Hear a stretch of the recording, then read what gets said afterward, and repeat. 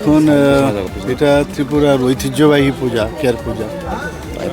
এবং আমরা একদম যখন ছোট ছিলাম তখন থেকেই এই কেয়ার পূজা, তার যে অনুভূতি এবং তার যে বিষয় আমরা জানি সবাই।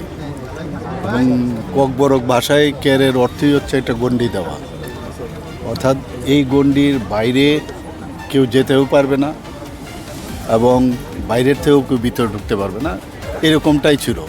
এখানে প্যালেস কম্পাউন্ড, ত্রিপুরার এখানে যে প্যালেস কম্পাউন্ড আছে, আগে সারা ত্রিপুরাতেই হতো, এখন এই প্যালেস কম্পাউন্ডে হতো। তারপর আস্তে আস্তে সময়ের তালে তালে দেখা গেছে এখন ঠিক রাজবাড়ির ভিতরে একটা পার্টিকুলার একটা জায়গায় এখানে ব্যারিকেড দেওয়া আছে, গণ্ডি দেওয়া আছে।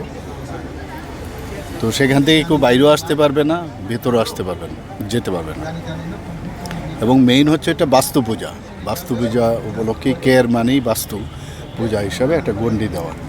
এবং মেইন যে উদ্দেশ্য, রাজন্য আমল থেকে এটা হতো, তার যে উদ্দেশ্য হচ্ছে ত্রিপুরার মানুষ যাতে শান্তিতে থাকতে পারে, মানুষের যেন যে কোনো মহামারী হোক বা যে কোনো রোগ শোক হোক, বন্যা হোক বা যে কোনো ডিজাস্টার হোক, তার থেকে বাঁচার জন্যেই এই পুজো হয়ে আসছে। গত বছর আমরা এখানে এসেছিলাম, এবারও এলাম। আমাদের যারা লোকজনেরা আছেন তারা এই কেয়ার পূজাকে সামনে রেখে এই ধরনের আয়োজন রেখেছে। আমার সাথে আমাদের ত্রিপুরা প্রদেশ বিজেপির মাননীয় সভাপতি অভিষেক বাবু আমার সাথে এসছেন, জেনারেল সেক্রেটারি থেকে আরম্ভ করে জনজাতির লিডাররাও এখানে সবাই এসছেন।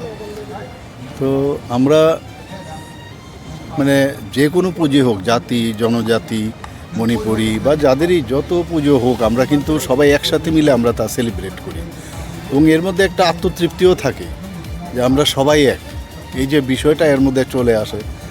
আগে কিন্তু কেয়ার পূজা আমরা এখন এখানে আমাদের সরকার আসার পর থেকে যেভাবে জনজাতি পুজো বা রাজন্য আমলের যেসব পুজো বা তাদেরকে সম্মান দেওয়া, সেটা কিন্তু আগে আমরা দেখিনি। আমরা আসার পর থেকে কিন্তু সেটা করছি। গত বছর আপনারা নিশ্চয়ই ছিলেন এখানে। তো আমরা সাড়ম্বরে এই পুজো আমরা পালিত করেছি। আজকে আমি এই কেয়ার পুজো উপলক্ষে সমস্ত ত্রিপুরাবাসীকে আমি শুভেচ্ছা জানাবো।